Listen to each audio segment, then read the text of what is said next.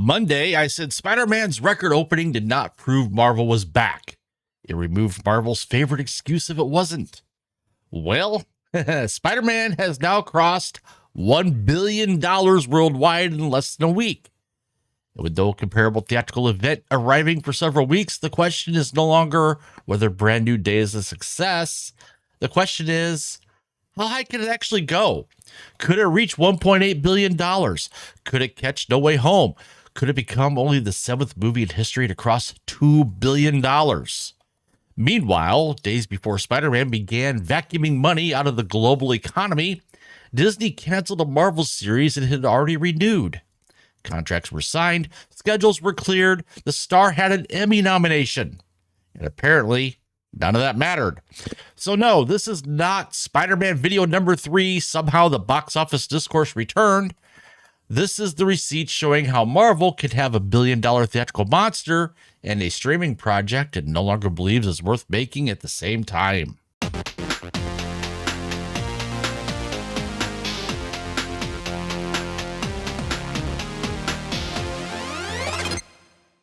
Hey everybody, Chris here, the Critical Nerd.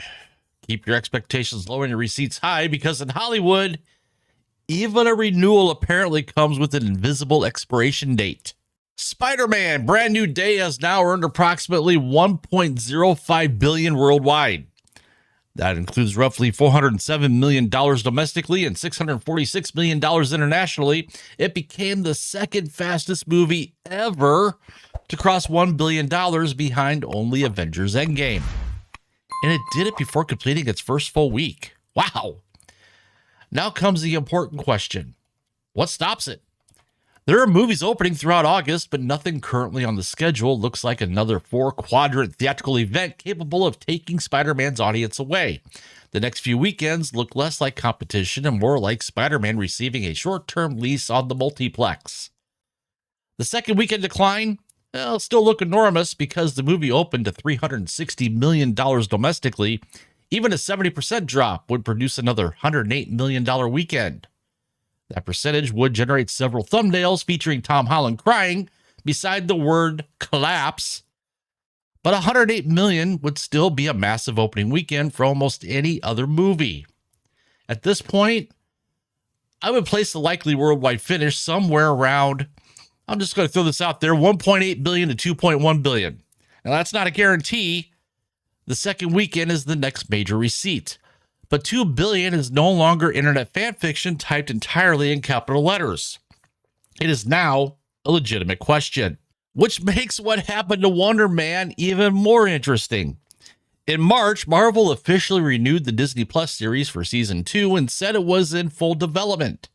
The show had a 91% critic score, and Yahya Abdul-Mateen II, hope I got that right, received an Emmy nomination for Outstanding Lead Actor in a Comedy Series. Then Disney reversed course. Showrunner Andrew Guest said contracts had been signed, schedules cleared, the season 2 premiere written, and the writer's room was preparing to return. This was not a scheduling conflict or some elaborate marketing stunt. Disney and Marvel simply decided internally that another season no longer made sense, even though several months earlier, it apparently did. Apparently, a Marvel renewal is binding until somebody opens Excel and discovers a cell highlighted in red. Guest also said the numbers behind that decision were not shared with him. So I'm not going to invent the metric that killed the show. Maybe the audience was too small. Maybe the completion rate was poor. Maybe another season cost more than Disney believed it was worth. We don't know. What we know is that positive reviews and Emmy nominations, signed contracts, and Disney's own renewal were overridden by an internal scorecard that nobody outside the building could see. And apparently, not everybody inside the building could see it either. Put these receipts next to each other. Spider-Man sells an individual ticket. The customer makes a visible purchase, and the money is counted immediately. The Disney Plus series has to attract subscribers, retain them, prevent cancellations, increase engagement, strengthen the brand, and possibly satisfy an algorithm hidden somewhere beneath Cinderella Castle. Those are two completely different economies. Spider-Man created urgency. WonderMan created availability. And availability is not the same thing as demand. Disney spent years teaching viewers that Marvel content would always be waiting on the app. Then it seemed surprised when viewers treated that content like it would always be waiting on the app. A remarkable breakthrough in corporate cause and effect. So here's the adjustment to Monday's argument.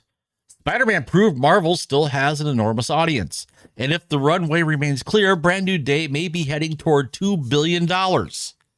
But that does not mean Marvel has solved its larger problem. Marvel can no longer blame superhero fatigue whenever another project struggles. Spider-Man took that excuse off the table. But Marvel also cannot use Spider-Man's success to pretend every part of his business is healthy. One project became a $1 billion theatrical event in less than a week. The other was renewed, staffed, scheduled, and canceled anyway. The final Spider-Man number will tell us just how large Marvel's potential audience still is. WonderMan tells us Marvel has not figured out how to transfer that audience across everything carrying its logo. So where do you think Brand New Day finishes? Does it stop at around $1.8 billion? Does it catch No Way Home? Or are we looking at another $2 billion movie? And what does that success say about Disney canceling a Marvel series it had already renewed? Let me know in the comments. Do me a favor, like the video, subscribe, and share it with someone who still believes full development means the project will actually be developed.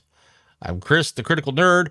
Keep your expectations low and your receipts high, and I will see you later.